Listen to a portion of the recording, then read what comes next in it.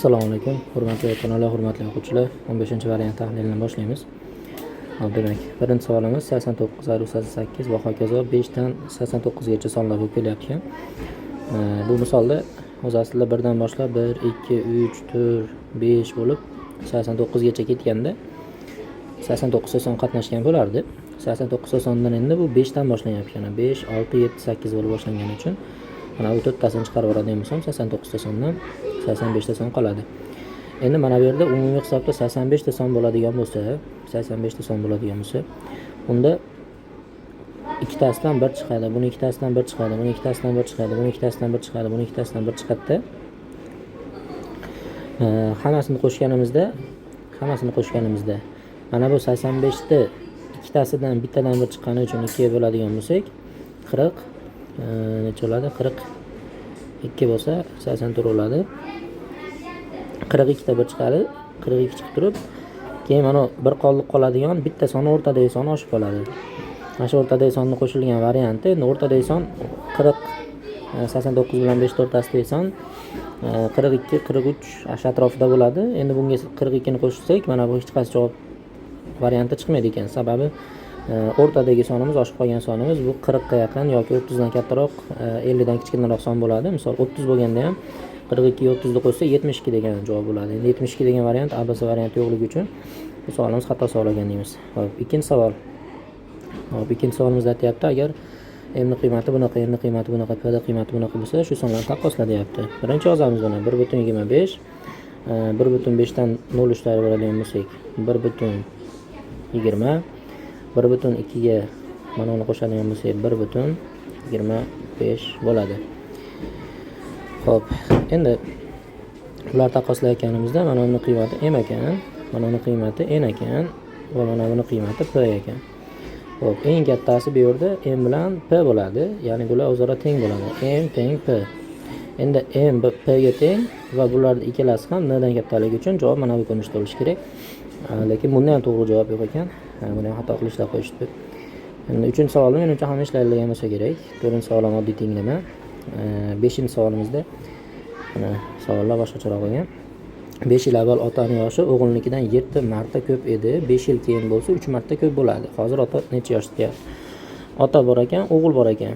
Demak, 5 yil avval otaning yoshi, bu otaning yoshi x bo'lsin, o'g'ilning yoshi y bo'lsin. Hop, 5 yil avval otaning yoshi desa x - 5 ga kirgan bo'ladi ota. Hop, o'g'ilnikidan 7 marta ko'p edi. 5 yil oldin o'g'li y - 5 bo'ladi. Mana shundan 7 marta ko'p edi ekan otaning yoshi. Demak, kichkinasini ko'paytirsak 7 ga, shunda teng keladi otasining yoshiga. Ya'ni 5 yil avval ota va o'g'il yoshini topib oldik, x - 5, y - 5. Otaning yoshi o'g'il yoshidan 7 marta katta edi. Mana bu katta. Bu katta bo'layotgan bo'lsa, demak bu kichkina. Kichkinasini 7 ga ko'paytirsak kattasiga teng keladi. Xo'p. Keyingisida 5 yil keyin bo'lsa, deyapti. 5 yil keyin desa, endi x + 5 bu y + 5 ga kiradi 5 yildan keyin. Xo'p, 5 yil keyin bo'lsa 3 marta ko'p bo'ladi. Otaning yoshi 3 marta ko'p ekan. Mana bu 3 marta ko'p bo'lsa, demak o'g'il yoshini ko'paytirsa otasiga teng keladi mana. Mana shu sistemani yechasizlar. Hozir ota necha yoshda deyapti, shunda javob chiqadi. Mana misol uchun mana bu yerdan x o'zini topaylik birinchisidan. X barobar -5 deb qolib o'tib.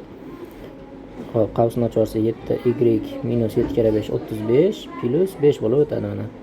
X qiymati bunga teng. Pastdagidan topsak x barobar qavsni ochamiz 3y qo'shilgan 15. Xo'p, keyin plus 5 bu yoqqa o'tadigan bo'lsa -5 bo'ladi. Mana x ni qiymati bunga teng, x ni qiymati bunga ham teng. Demak, bu degani tepa pastga teng degani. Sababi buni ham javobi x chiqyapti, buni ham javobi x chiqyapti. Bu degani tepa pastga teng degani. Mana shu tenglarni yechamiz. 7y - 35 qo'shilgan 5 barobar 3y plus 15 -5 tenglarni yechamiz. Demak, mana bu yerda teng bor. 3y bu yoqqa o'tadi. 7y - 3y barobar 15 dan 5 ta ayirib oladigan bo'lsak 10 bo'ladi. -35 bu yoqqa o'tsa plus 35, plus 5 bu yoqqa o'tsa -5. Hop, bundan buni ayirsak 4y barobar, hop, mana 30 bo'lsa mana 40 bo'ladi. Y ni qiymati shunda 10 chiqar ekan. Demak, o'g'li 10 yosh bo'lgan ekan. Endi bizdan kim so'rayapti? Hozir ota necha yoshda deyapti? Otasi x yoshda edi. X topamiz ekan. Demak, x ni qiymati 7y minus 35 plus 5 ga teng edi. Mana shu yerdan topib olsak bo'ladi. Y ni qiymati 10 bo'lsa, 7 ta y 70 bo'ladi. 70 dan 35 darsa 35, 35 ga 5 qo'shsa 40. Demak, otaning yoshi 40 yosh ekan. Va bu javobni tanlab qolsanglar, siz javob turibdi. Hop, 6-savolni menimcha o'rganib bo'ldinglar. 6-savol qatlanib ketdi hamma o'quvchiga. Agar tushunmagan bo'lsalar, yozib olsanglar, o'rgatib qo'yamiz. Xo'p, endi 7-savolni qaradik. 7-savolda quruvchilar guruhiga yangi bino qurish topshirildi. Guruhdagi ishchilar soni 4 taga kamaytirilsa, bino qurilishi 80 kunda, guruhga yangi 5 kishi qo'shilsa, qurilish 50 kunda bitadi. Guruhdagi ishchilar sonini toping deyapti. Xo'p, demak, nima qilamiz? Demak, guruhdagi o'quvchilar sonini, ishchilar sonini x ta deylik. X ta o'quvchimiz 4 taga kamayib qolsa, ya'ni x dan 4 ta ayrilib ketsa, bino qurilishi 80 kunda bitar ekan. 80 kun. Guruhga yangi 5 kishi kelib qo'shilsa, ya'ni x ta o'quvchiga yana 5 ta odam kelib qo'shilsa, bino qurilishi 50 kunda bitar ekan. Guruhdagi ishchilar sonini toping deyapti, ya'ni x so'rayapti. Bu yerda proporsiya qilsak, buni bunga ko'paytmasi, buni bunga ko'paytmasiga teng desak, javobimiz chiqmay qoladi. Sababi 4 ta odam ayrilsa 80 kunda bitadigan ish, keyingisida 5 ta odam qo'shilganda 50 kunda bitayotgan bo'lsa, kun kamayapti.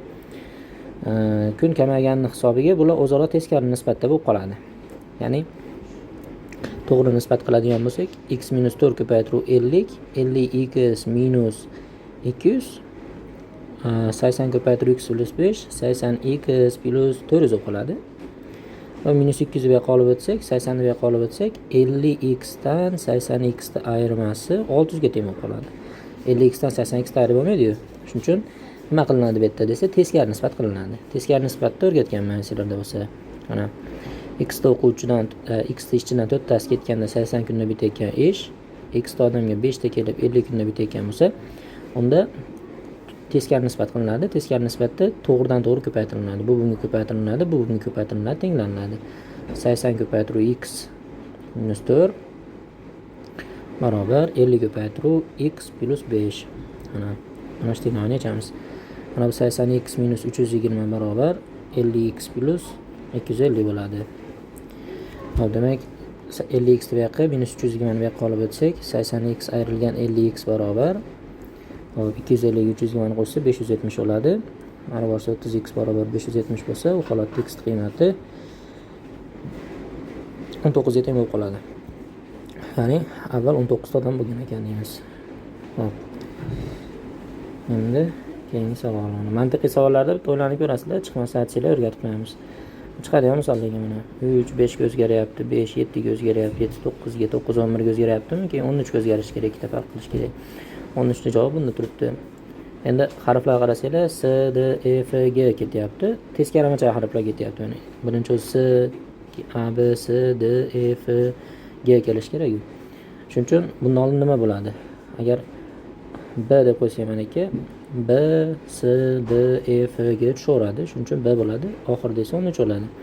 Endi boshda sonlar qonuniyatini ko'ramiz. 2 7 o'zgarayotgan bo'lsa 5 qo'shilyapti, 7 10 3 o'zgarsa 7 qo'shilyapti. 14 23 ga o'zgarayotgan bo'lsa 9 qo'shilyapti. Va 23 34 ga o'zgarayotgan bo'lsa 11 qo'shilyapti. Endi keyingisida 13 qo'shilishi kerak. 34 ga 13 qo'shadigan bo'lsak 47 bo'lib qoladi. 47 B 13 degan javob bo'lar ekan. Menimcha buni ham ABCDda javobi yo'qligi uchun variant qilib yozilsa kerak. Hop, 9-savol. Mantiqni aniqlab, so'rovnoma nima yashirin ekanini aniqlang deyapti. Demak, mantiqqa qaraymiz. Hozir 1 bo'lyapti, keyin to'g'ri bo'lyapti, 9 bo'lyapti, 16 bo'lyapti, 25 bo'lyapti.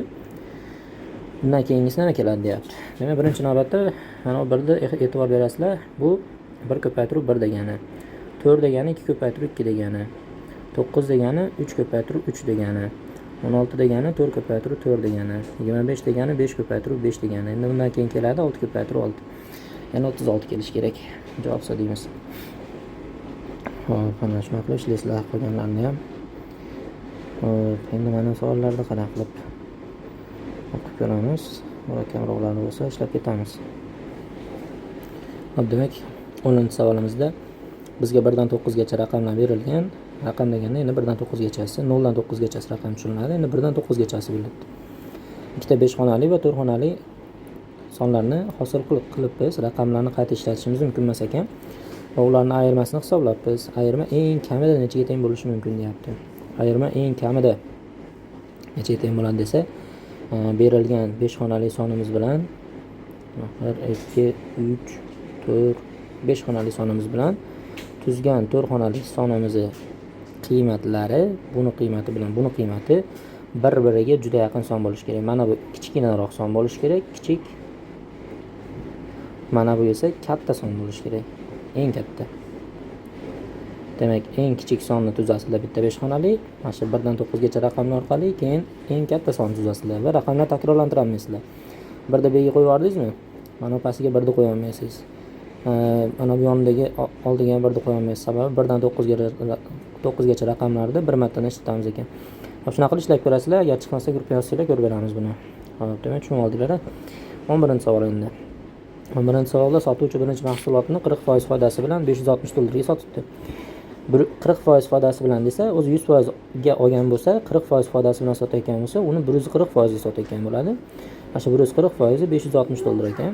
$560 bo'lsa, demak 100% qancha? Xo'p, 140 x ko'paytmasi teng bo'ladi 560 ni 100 ko'paytmasiga ko'paytirsak 56 ming qo'lar ekan. X topish uchun 56 mingni bo'lamiz 140 ga. 0 bilan 0 ketdi. 56 ni 14 ga bo'lsak 4 bo'ladi. Mana bilan 400 bo'ladi. X qiymati 400. Demak, mahsulot 400 aniqada olingan bo'lsin. Nima deydi? Tan narxi 400 bo'lsin. Ya'ni $400 ga olganmiz. Keyin uni ustiga 40% foyda qo'yib turib $560 ga sotyapmiz ekan. Ikkinchi mahsulotni 30% zarari bilan sotyapti ekan. Endi mana $400'imizni 30% zarari qancha bo'ladi? 30 ga ko'paytirib 100 ga bo'lsam qanchalik kelib chiqadi mana? 4 $120. $400 ga olgan mahsulotimni 120 zarariga sotsam $280 ga sotayotgan bo'lar ekan. Hop, bunda sotuvchining foyda, zarari haqida quyidagilardan qaysi biri to'g'ri deyapti. Hop, demak bitta mahsulotni ikkinchi mahsulotni va birinchi mahsulot $400 dan oldi. Umumiy hisobda $800 ga xarid qildi. Endi mana bu birinchi mahsulotimizni u $560 ga sotdi, foyda qildi. Ikkinchi mahsulotimiz esa $280 ga sotdi, zarar qildi. Xo'p, umumiy hisobda 560 ga 280 ni qo'shadigan bo'lsak, 700, 840. $840 bo'lyapti. O'zi aslida ikkita mahsulot $800 olgan edi va uni $840 ga sotyapti ekan. Demak, bitta nima qilyapti desa, foyda qilyapti. Qancha desa $40. 800 ga olgan narsasini $840 ga sotayotgan bo'lsa, $40 foyda ko'rayotgan bo'lar ekan. Xo'p, mana shunaqa qilib ishlaysizlar. Endi murakkabroq masalalardan yana ko'rib chiqamiz. Harakatga doir masalalar menimcha osonroq bo'lsa kerak. Hop, oson ekan. 3 soatdan keyin oson ekan. Maydoncha ham hop. Endi mana bu e kub doir savollarni ko'rib qo'ysak bo'ladi. Mana misol uchun 18-savoldan boshlaymiz. 225 45 270 ning ekukini toping deyapti. Ekukini top desa, uchalasini ham tub ko'paytiruvchiga ajratish kerak. 45 ni ham 270 ni ham tub ko'paytiruvchiga ajratib olamiz. Demak, mana uni 5 ga bo'lsak 45 bo'ladi. 5 ichida 5 ta bor, 9 bo'ladi. 3 3 3 1. 15 ga bo'lamiz. 9 bo'ladi. 3 3 3 1. Hop, mana 2 ga bo'lamiz. 135 5 ga bo'lamiz. 2 35 bo'lsa 7. 3 ga bo'lamiz. 9 3 3 3 1. Mana yozamiz. 225 degani bu 5 dan 2 ta, 3 dan 2 ta degan ekan. 45 degani bu 5 dan 1 degan, 3 dan 2 degan. 270 degani bu 2 dan 1, 5 dan 1 va 3 dan 3 degan. Ekukini topayotganda hammasida bor katta darajasini olish kerak birinchi. Mana hammasida 5 bor, katta darajasi 5 ta ikkisi. Keyin 3 hammasida bor, katta darajasi 3 ta uchinchisi. 2 bunda bor, qolganlarda yo'qmi? Ekukda 2 ham olinadi. Lekin ek u b bo'lib qolsa, faqat hammasida borini olish kerak. Ek u k da yo'qni ham olsa bo'ladi. 5 kvadrat 25, Hop 3 kubi 27 va ko'paytiruv 2. Mana shuni ko'paytirib qo'ysak, ABCD javobdan qaysi bittasi chiqadi. Hozir hisob qilasizlar buyog'ini. Hop, endi mana bu 19-savollarda endi bu e kubini e kub topish oson. Agar son ikkitali bo'lib qolsa, ularni haligi o'rgatgan usulni ikkinchi usulda ishlasanglar bo'ladi. Mana 45 bilan 56 ikkalasi nechaga bo'linadi desa, hop, ikkalasi 3 ga bo'linadimi? Yo'q. 42 ga mana uzr, adashib ketibman. Shoshib qolsangiz. 42 bilan 56.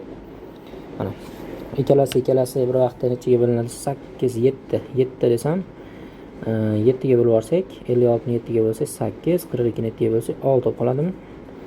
Hop, endi 6 bilan 8 ikkalasi 2 ga bo'linadi. 2 ga bo'lib yuborsak 3, 4. Mana e k u b sini top desa, mana 2 mana bu, mana 7. Mana bu tomonni ko'paytiramiz. E kubi 14 chiqadi. 14 dan hop 14. Endi e kubni top 40 bilan 50 deyapti. 40 bilan 50 e kubni topish uchun 10 ga bo'lib olamiz. Marta 4, marta 5 qoladi. Buni uchalasini ko'paytirsak e kub chiqadi. 4 kira 5 20, 20 dan 10tasi 200 bo'ladi. Hop, endi mana shu 200 ga 14 ni qo'shing deyapti. 214 bo'ladi deb qo'yasizlar. Hop, keyingi savollarga o'tamiz endi. Hop, 20-savol harakatga doir masala ekan. Orasidagi masofa 200 km bo'lgan Urganch va Nukus shaharlaridan bir-biriga qarab bir vaqtda ikkita piyoda yo'lga chiqdi. Birinchi piyoda 5 tezlik bilan, ikkinchi piyoda 4 tezlik bilan 10 soat yurdi. Demak, mana bu Urganch bo'lsa, mana bu Nukus bo'lsin. Mana yerdan bittasi chiqyapti ekan, bu yerdan bittasi chiqyapti ekan. Mana uning tezligi 5 km taqsim soat ekan, buni tezligi 4 km taqsim soat ekan. Bu 1 soatda 5 km yuradi, bu 1 soatda 4 km yuradi. 10 soat yurishibdi. Bu 1 soatda 5 yursa, 10 soatda 50 yurib kelgan bo'ladi. Mana kelib qoldi mana. Endi bu ham 1 soatda 4 km dan yurib 10 soat yuradigan bo'lsa, endi bu 40 km yurib keladi. Oralaridagi masofa jami 200 edi. 200 dan endi mana 50 bilan 40 90 dan borsam 110 masofa qoldi ikkalasining orasida. Bu yoqqa kelyapti, bu yoqqa kelyapti. Hop, ular qolgan masofani bir xil tezlik bilan o'tib 5 soatdan keyin uchrashdi. Demak, ikkalasi bir xil tezlik bilan 110 km masofani bosib o'tgan bo'lsa, yo'lning yarmini mana birinchi jism, qolgan yarmini ikkinchi jism bosib o'tgan bo'ladi. Ya'ni 55 ni birinchisi, 55 ni ikkinchisi bosib o'tgan bo'ladi. Shunda mana yerda ko'rishib olishadi bular. 55 kilometrda yurgani 5 soat vaqt ketyapti ekan. Ya'ni 5 soatdan keyin uchrashibdi. 1 soatda qancha yurganini topish uchun 55 ni 5 ga bo'lamiz. 1 soatda 11 km yuradi. Bu degani 1 soatda 11 yuryapti degani, uni tezligi 11 km taqsim soat ekan. Ular qanday bir xil tezlik bilan yurgan deyapti. Afsuski javoblarda bunaqamiz yo'q. Deydi, variant yo'q. Shuning uchun 11 degan javob tanlab qo'yamiz. Hop, keyingilari.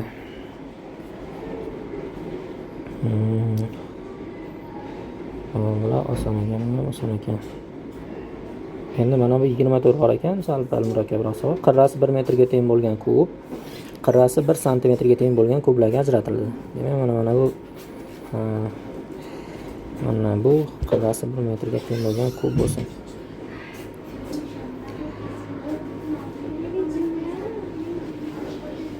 Mana qirrasi 1 metr bo'lsa, 1 metrimiz 100 santimetr bo'ladi. 100 santimetrlik kub bor ekan. Kub bo'lgani uchun hamma tomoni 100 santimetrdan bo'ladi. 1 santimetrga teng bo'lgan kubchalarga ajratilibdi. Ya'ni 1 santimetrlik kubchalarga 100 santimetrni ajratib olsak, bu yoqqa 100 ta sig'adi. Bu yoqqa ham 100 ta sig'adi. Bu yoqqa ham 100 ta sig'adi. Shunda 100 ta bo'lib qoladigan bo'lsa, umumiy hisobda 100 ko'paytiruv 100 ta kichkina kubcha hosil bo'lgan bo'ladi. Bu nechta bo'ladi? 1 2 3 4 5 6 ta nol bo'lsa, xo'p, 1 million ta kichkina kub hosil bo'lar ekan. 1 million ta. Har bittasining tomoni 1 ga teng bo'lgan mana bu kichkina kubchalardan hosil bo'ladi. Mana shunga o'xshagan kubchalar hosil bo'ladi. Endi aytyapti, hosil bo'lgan va ular bir qatoriga terildi, hosil bo'lgan qirraning uzunligini toping deyapti. Ya'ni 1 millionta 1 santimetrni qo'ysak, 1 million santimetr bo'ladi. Hop, 6 ta 0 santimetr qoladi. Metrga o'tish uchun 100 ga bo'lamiz. 2 ta 0 ketadi. Hatto 1 2 3 4 ta 0 qoladi, metr qoladi. Kilometrga o'tish uchun 1000 ga bo'lamiz. 1000 ga bo'lsa 3 ta 0 ketadi, 10 kilometrga aylanib qoladi mana. Demak, shu hosil bo'lgan yangi shaklni, ya'ni 1 millionta kubichalarni, kichkina kubichalarni mana bu ko'rinishda qo'yib chiqsak, anaqasiga qo'yib chiqsak, mana shu umumiy hisobdagi uzunligi 10 kilometrga teng bo'lib qolar ekan. Hop, demak shunaqa qilib ishlanadi. Endi yana murakkabroq savollardan ishlaymiz. Hop, demak 28 bor ekan, kasrga doir ekan. 1/154 qo'shilgan 1/238 qo'shilgan 1/340 qo'shilgan 1/460 qo'shilgan 1/598 ni yechingyapti. Hisoblashimiz kerak ekan. Birinchi navbatda bunaqa misollarda kattalarda misol bo'lgani uchun ishlash toifasicha boshqacharoq bo'ladi. Buni adashmasam darsda ham o'rgatdim. Birinchi navbatda mana bu son qanaqa ikkita bir xil son, qanaqa ikkita ketma-ket sonlarning yoki ikkiga farq qiladigan sonlarni ko'paytmasligini topib olish kerak. 460 ga qaraymiz. 460 degani 20 kara 23 degani. 20 kara 23. Endi mana 340 degani 17 kara 20 degani. Mana e'tibor beringlar, 17 ko'paytirib 20, keyin 20 kelyapti-da, 23 kelyapti. Ikkalasi 3 ga farq qilish kerak ekan.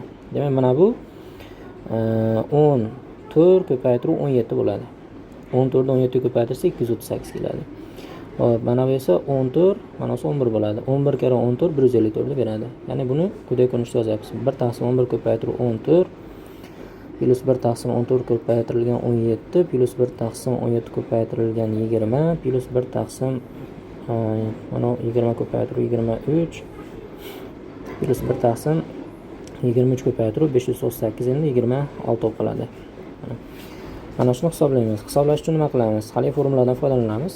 Ya'ni 1/11 ko'paytirib 14 bo'lsa, 1/11 minus 1/14 ko'paytirilgan 1/14 dan 11 da farqi 3.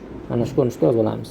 Mana shu qoidani o'rganib olinglar. Mana 1/11 ko'paytirib 14 turgan bo'lsa, demak buni 1/11 ayrı 1/14 deb alohida yozib olamizda, keyin 1 taqsim qilib ularni farqiga ko'paytirib qo'yamiz. Hozir farqi 3 bo'lgani uchun 3 ko'paytiramiz. Xo'p, endi mana shunaqa qilib chaqib chiqamiz bularni. Mana misol mana 1/11 minus 1/14 ko'paytirib 3 1/. Qo'shilgan mana bu 1/14 ayrı 1/17 ko'paytirib 1/3. Qo'shilgan va hokazo 1/23 minus 1/26 ko'paytirib 1/3 bo'ladi mana yerda. Keyin mana hammasida 1/3 bo'lgani uchun 1/3 shunday qavsdan tashqariga hammasini olib chiqsam, buni ham olib chiqdim, buni ham olib chiqdim va hokazo hammasini olib chiqdim. Qavs ichida 1/11 minus 1/14 plus 1/14 minus 1/17 plus 1/17 minus 1/20 va hokazo plus 1/23 minus 1/26 qoladi qavs ichida. Xo'p, endi mana e'tibor bersanglar, minus 1/14 plus 1/14. Birinchi kelgan minus bilan keyin kelgan plus qisqaradi. Mana birinchi kelgan minus bilan keyin kelgan plus qisqaradi va hokazo hammasi qisqarib ketadi. Bundan oldin kelgan minus bilan bu kelgan plusimiz ham qisqarib ketadi. Bu minus 1/26 dan keyin hech qanaqa plus kelmagani uchun qolib ketib qoladi.